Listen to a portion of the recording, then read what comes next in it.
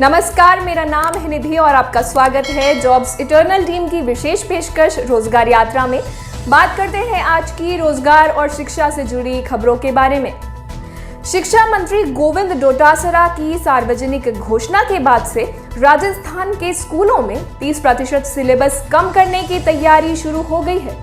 संशोधित सिलेबस जारी करने में करीब 1 महीने का वक्त लगेगा। बहरहाल उदयपुर के state institute of education research and training SIERT और माध्यमिक शिक्षा बोर्ड अजमेर को इसकी जिम्मेदारी दी गई है, जबकि माध्यमिक शिक्षा निदेशालय इसकी निगरानी कर रहा है। दैनिक भास्कर के अनुसार माध्यमिक शिक्षा निदेशक सौरभ स्वामी ने बताया कि सिलेबस कम करने के लिए काम शुरू हो गया है। करीब 1 महीने का वक्त इसमें लगेगा। किस क्लास से कौन से चैप्टर कम होंगे, इसका निर्णय होना शेष है। इस काम में करीब 1 महीने का वक्त लगेगा। आपको बता दें, इस बार 1ली से 8वीं कक्षा तक का सिलेबस SIERT उदयपुर कम करेगा और 9वीं से 12वीं तक का सिलेबस माध्यमिक बोर्ड कम करेगा। वहीं माध्यमिक शिक्षा निदेशालय सिलेबस कम करने का प्रस्ताव अपर मुख्य सचिव को भेजेगा और वही इस पर अंतिम मुहर लगाएंगे।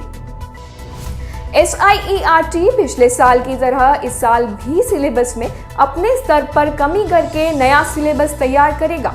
इसी तरह माध्यमिक शिक्षा बोर्ड अजमेर की एक टीम भी सिलेबस कम करेगी।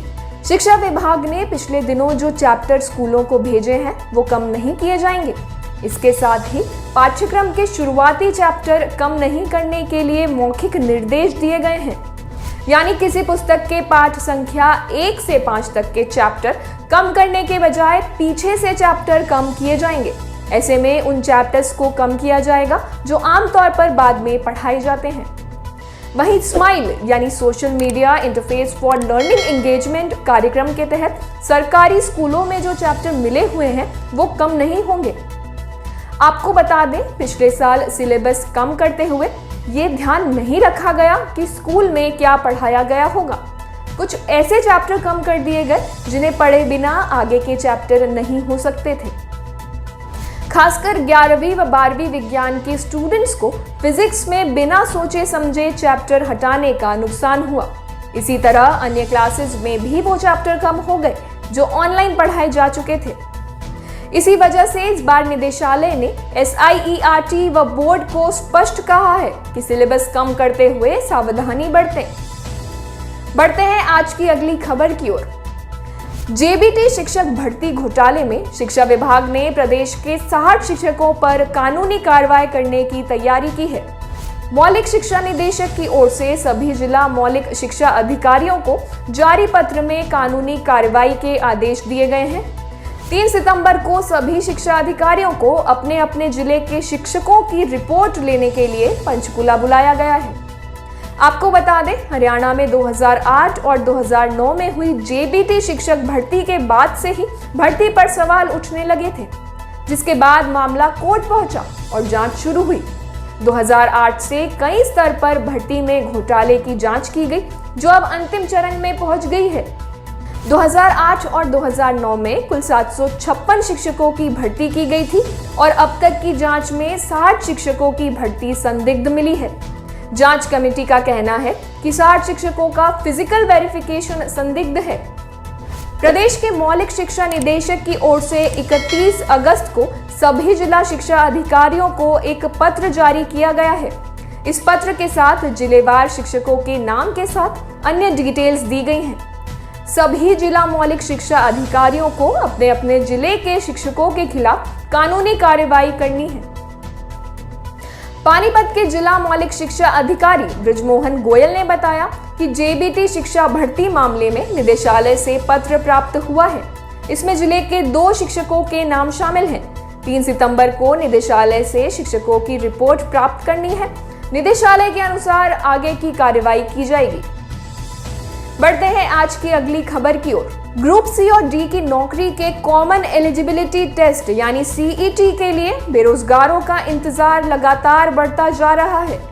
हरियाणा में ग्रुप C और D की नौकरी को लेकर कॉमन एलिजिबिलिटी टेस्ट यानी CET के लिए करीब 8 लाख युवाओं ने रजिस्ट्रेशन कराया है। इसके लिए युवाओं से 250 से 500 रुपये तक फीस ली गई है। जिसके हिसाब से सरकार के खजाने में करीब 25 करोड़ 71 लाख रुपए जमा हो चुके हैं। लेकिन युवाओं की चिंता यह है कि सीईटी के लिए वन टाइम रजिस्ट्रेशन की तारीख सरकार ने चौथी बार फिर बढ़ा दी है। सबसे पहले 31 मार्च तक तारीख रखी गई, इसके बाद जून और फिर 31 अगस्त किया गया। अब फिर से समय बढ़ाने पर युवाओं ने आवाज उठाई है कि सरकार यह तो बताए कि परीक्षा कब होगी, नौकरी कब मिलेगी। रजिस्ट्रेशन करा चुके कुछ युवाओं की उम्र भी निकल रही है। दरअसल यह टेस्ट नेशनल टेस्टिंग अथॉरिटी से कराया जाएगा। अब तक वहां से भी कोई समय तय नहीं हुआ है। अब हरियाणा स्टाफ सिलेक्शन कमीशन ने पत्र लिखकर संभावित कार्यक्रम मांगा है। एचएसएससी के चेयरमैन भोपाल सिंह ने बताया, सीईटी के लिए रजिस्ट्रेशन तब तक होगा जब तक इसकी तारीख तय नहीं हो जाती। अभी नेशनल टेस्टिंग अथॉरिटी को टेस्ट के लिए पत्र लिखा गया है। अभी 7 लाख से ज्यादा आवेदन आ चुके हैं। आपको बता दें, रजिस्ट्रेशन के बाद परीक्षा होगी और फिर मेरिट के आधार पर चयन होगा। रजिस्ट्रेशन फीस सामान्य वर्ग के लिए 500 और रिजर्व कैटेगरी के लिए 250 रुपये है। बात करें आंकड़ों की तो इस परीक्षा के लिए कुल 7,95,000 आवेदनों में 93,183 के रजिस्ट्रेशन पूरे नहीं हुए हैं। बाकी में 6,82,989 ने अपनी फीस जमा कर दी है। ऐसे में रिजर्व और सामान्य वर्ग की फीस को जोड़ा जाए तो अब तक सरकारी खजाने में 25 करोड़ 71 लाख रुपए जमा हो गए हैं। इसी के साथ आपको बता दें, अब तक 7,95,000 रजिस्ट्रेशन में लगभग हर तीसरा रजिस्ट्रेशन महिलाओं ने किया है। यानी 2,90,709 महिलाओं और 5,04,958 पुरुषों ने रजिस्ट्रेशन कराया है। वहीं सीईटी के लिए दूसरे प्रदेश के लोग भी रजिस्ट्रेशन करा रहे हैं। अब तक 8,473 युवाओं ने फीस जमा करा दी है। आज की रोजगार यात्रा में बस इतना ही। किसी भी सरकारी नौकरी की जानकारी और आवेदन हेतु आप डिस्क्रिप्शन में दिए गए लिंक पर क्लिक कर हमारी वेबसाइट jobseternal.com पर जा सकते हैं। अगर इस पेशकश द्वारा आपकी या किसी और की सहायता होती है तो इसे लाइक और शेयर करें। साथ ही शिक्षा और रोजगार की खबरों से अवगत रहने के लिए हमारे चैनल को सब्सक्राइब जरूर करें। धन्यवाद।